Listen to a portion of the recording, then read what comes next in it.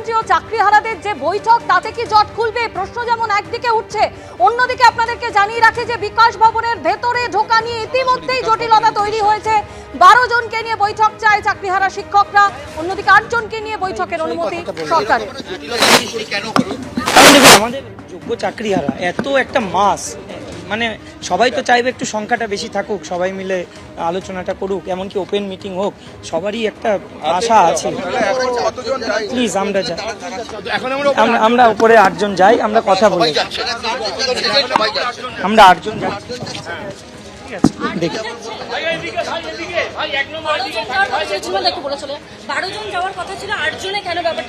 ওরা বলছে 8 জন, আমরা উপরে গিয়ে কথা বলবো। আমরা আপাতত মিটিংটা শুরু করছি।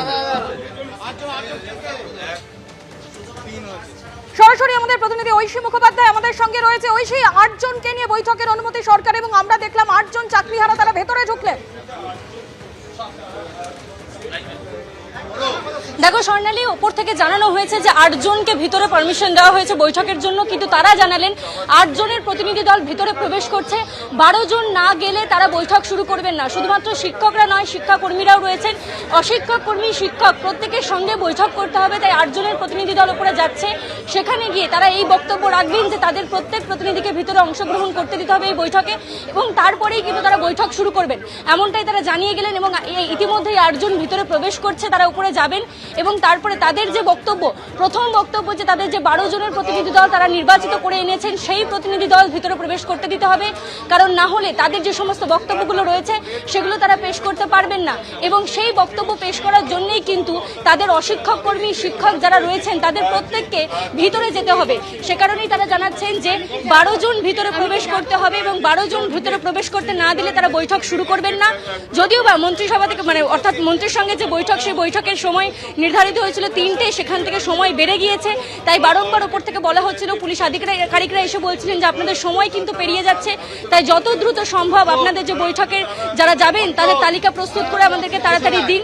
এবং সেই মোতাবেক কিন্তু দেখতে পাচ্ছে এই মুহূর্তে যে চাকরিহারা শিক্ষকদের প্রতিনিধি দল তা কিন্তু উপরে যাওয়ার জন্য যে প্রস্তুতি, সেই সিকিউরিটি চেক প্রসেস চলছে তাদের, তারা উপরে যাবেন। এবং এই 8 জন প্রতিনিধির সঙ্গে থাকো, সরাসরি আরেক প্রতিনিধি কৃষ্ণেন্দু অধিকারী আমাদের সঙ্গে রয়েছেন। কৃষ্ণেন্দু, 8 জনকে বৈঠকে ঢোকার অনুমতি দিল সরকার এবং অবশেষে আমরা দেখলাম যে 8 জন প্রতিনিধি তারা বিকাশ ভবনে ঢুকলো। একদমই তাই, জট কাটার বৈঠকের আগেই একটা নতুন জট তৈরি হলো, কারণ বিকাশ ভবনে যারা চাকরিহারা, যারা শিক্ষক তারা এসে পৌঁছেছিলেন। মোট 13 জনের একটা তালিকা তৈরি করা হয়েছিল, তার মধ্যে 12 জন এসে পৌঁছেছিলেন। কিন্তু সরকারের তরফে, অর্থাৎ আজকে স্কুল শিক্ষা দপ্তরের তরফে এটা স্পষ্ট করা হয় যে তারা নির্ধারণ করা হয়েছে যে 8 জন প্রতিনিধির সঙ্গে আজকে বৈঠক করবেন শিক্ষামন্ত্রী, কিন্তু তারা রাজি হন না।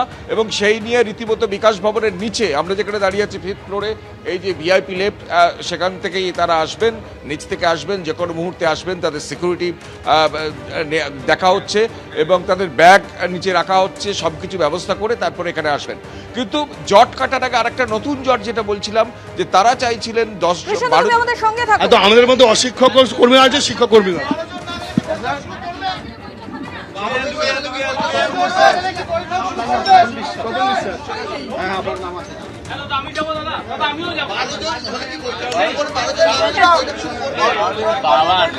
দিদি 12 জন না হলে কি বলতে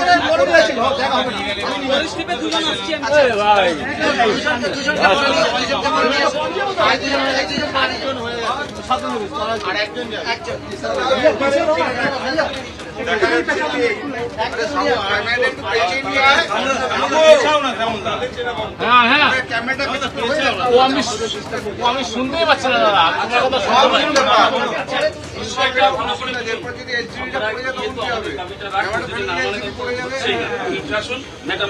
আমি নিয়ে যাচ্ছি তো, আমাকে ডাকছে নামগুলো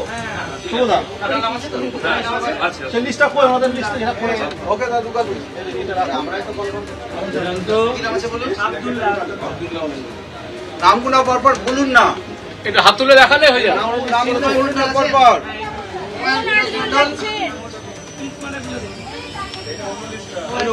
লিস্টটা কই? বাইরে আরে আপনি 7 জন নিয়ে যান, এখানে আসুন, আমরা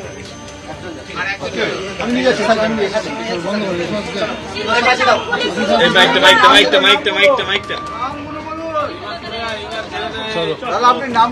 অবস্থান মঞ্চ থেকে 12 জনের নাম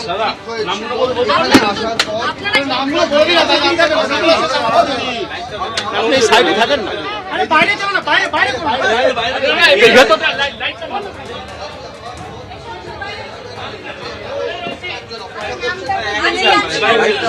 নাম সরাসরি আমাদের প্রতিনিধি ঐশী মুখোপাধ্যায় আমাদের সঙ্গে রয়েছে। কি বলতে চাইছেন? আমরা করে যাচ্ছি। সরাসরি কতজন ঢুকলো? ব্যাপারটা হচ্ছে আমরা 7 জন আছে, 8 জন বলা হয়েছে, 12 জন না হলে আমরা মানব না। অর্থাৎ আমরা সরাসরি সেই জমি দেখছি যে 8 জন চাকরি প্রার্থী তারা বিকাশ ভবনে তারা ঢুকছেন। আমরা কি করছি?